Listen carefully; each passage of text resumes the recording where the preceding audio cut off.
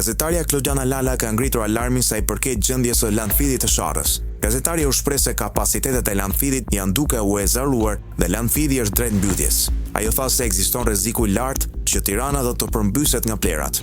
Gazetarja tha se janë hedhur miliona euro dhe përgjegjësit e vërtet kanë dalë përpara spaput. Ndër të tjera ajo u shpreh: kapacitetet e landfillit janë duke u ezaruar.